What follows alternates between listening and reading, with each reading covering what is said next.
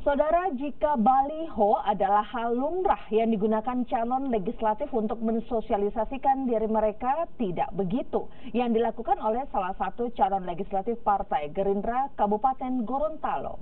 Keterbatasan dana membuatnya harus memanfaatkan karung beras bekas pakai sebagai alat peraga kampanye.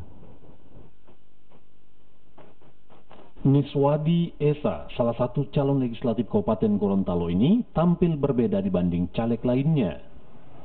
Dalam mengampanyekan dirinya, Niswadi cukup menggunakan karung bekas sebagai baliho.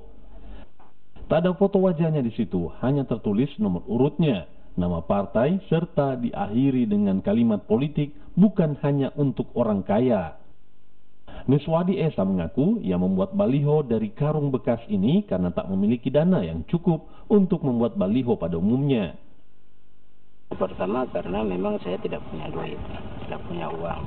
Nah, yang kedua bahwa daripada menggunakan baliho untuk menjadi sampah, lebih baik sampah menjadi baliho. Makanya saya buat karung bekas untuk menjadi baliho, karena sesungguhnya politik itu adalah bagaimana untuk menyampaikan ke masyarakat bahwa inilah politik, bukan politik uang.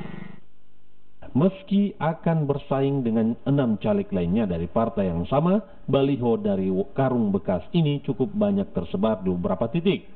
Niswadi Esa tercatat sebagai calon legislatif di DPRD Kabupaten Gorontalo Dapil 2, yakni Dapil Telaga, Telaga Biru, Telaga Jaya, dan Tilango. Mamat Kaida, Kompas TV, Kabupaten Gorontalo.